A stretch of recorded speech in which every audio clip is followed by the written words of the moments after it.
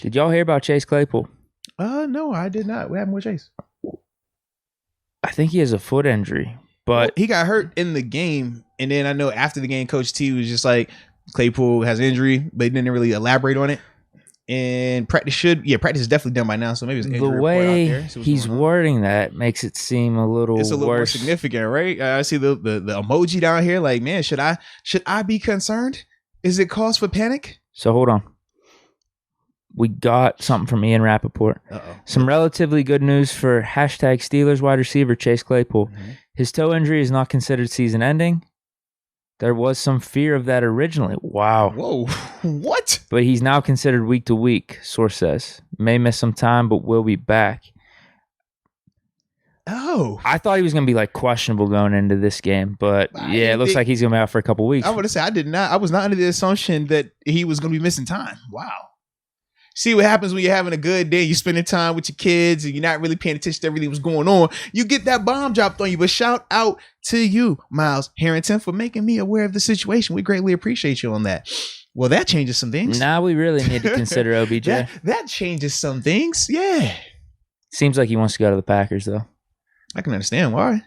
Seems like it's Packers. I heard Patriots are in the mix, too. I heard Seattle as well. Seattle? Mm-hmm. Well, I don't know what we're doing. I don't know if we're trying for him or not, but I would have liked for us to, and now I think we really need to if Claypool's going to be out for some weeks. Yeah, I did. I was not under the I just didn't think that when he went off the field that it was significant to that standpoint, because even hearing Coach T talk about it after the game, he really didn't seem overly concerned about it. But man, that's pretty interesting, man. I thought he was still dealing with a hamstring.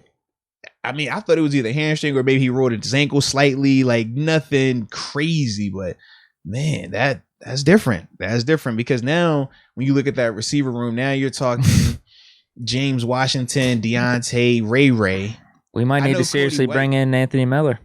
Well, yeah, they could get ready to bump him up. That's definitely a possibility, just depending on where he's at in his progression with the team and the offense.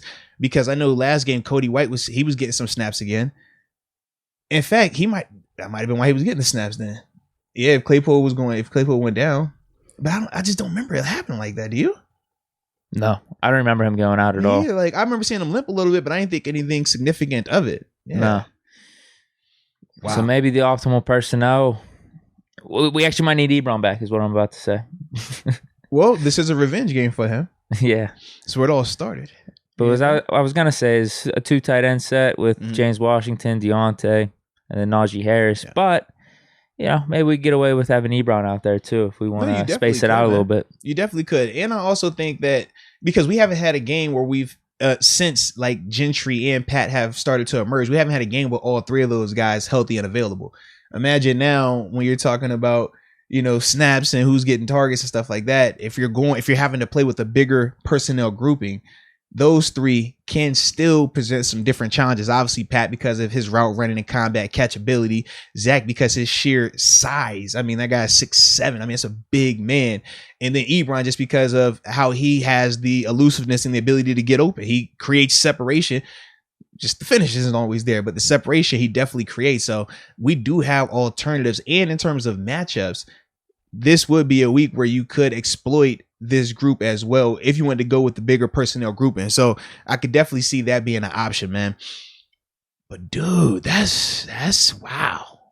Interesting. I do feel like that's a bummer. Yeah, now I do feel like you need to either bump up Anthony Miller or be a little bit more aggressive with some of these receivers that are available. In terms of an OBJ, obviously Deshaun isn't coming here. He's already signed, but it's like can't trade anymore. Yeah. I'm trying to think if there's a workaround. I've seen some things happen in the MLB, like past the trade deadlines, where they're able to maneuver players to different teams. But I guess you can't really do that with the NFL unless someone else is getting cut. Right. So right now it's the free agent market. And there's no one getting cut right now. I mean, Robinson he needs to pull an OBJ basically.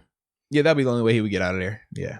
I was gonna say AB. Can we do something? Can we do some of what you did in Pittsburgh down there? But you gotta think, man. In fact, with AB, Bruce Arians said today the reason they don't want OBJ is because they already have AB. So they definitely not getting rid of that man anytime soon. Oh, yeah. There was no reason for them to bring him in. No reason. It was like, we have AB. Yeah. I was like, oh, that makes sense. I think Golden Tate's available. I mean, the I'm veteran good on presence. that. because OBJ, he's a veteran. I mean, not OBJ, Golden Tate, he's a veteran presence with remind you a little bit more of like what Juju does and stuff like that in terms of his blocking. Larry Fitz, bring him home. Hey, low key. You wouldn't mind that? Well, because we're not asking him to be the guy. He just, I mean, he put it like this. I guess I wouldn't mind it either. It's I just think the fact like I wouldn't get too thrilled. Well, no, because it's the thing. Whoever it would be coming in is going to be the third guy right now.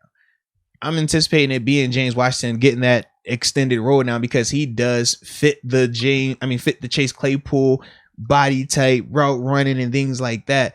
If that was the reason why, I remember when they said with Ray, because Ray fit what they were trying to do matchup wise.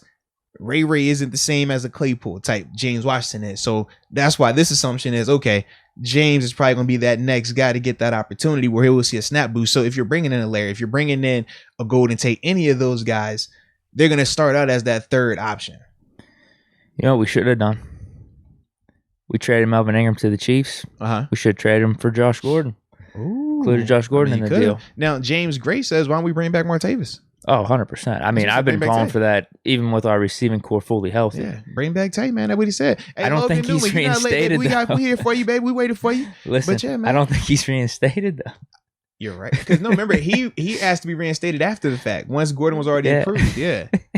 He's like, oh, Gordon's getting back in. Let me try. Yeah, he was late to the party, man. I have not heard anything. And I thought he did that 2 years ago, too. It was like, okay, Martavis might come back. This was like 2019, 2020.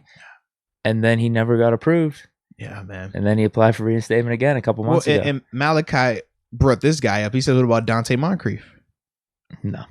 You don't think that was a fluke? A one-off year? Kind of like a Boz situation? He'd be on a team right now. Well, maybe we see the Lions receiving core. I mean, he could be their wide receiver 1 or 2 maybe right now. So that just goes to show he's not. You don't think so, man? No, he's not right. Not at all? I'm just saying, man, maybe. No. Maybe. I'm good on that, dude. I'm definitely good on that. But I think that's how it's looking right now. Yeah. Big James Washington week. Big Ray McCloud week. Big Cody White week. Come on.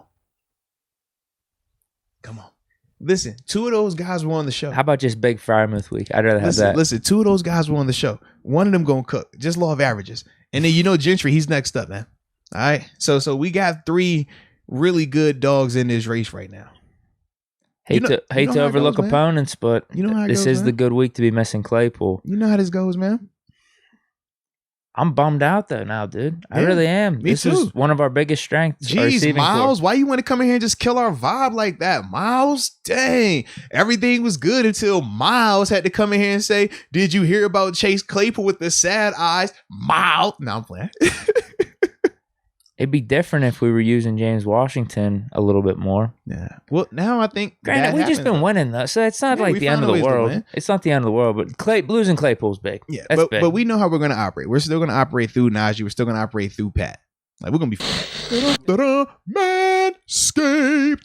You know the leaders in below the waistline grooming. You know the people that make sure your dangly twins are always, fried up, ready to roll in, aerodynamic, smooth like a baby's bottom.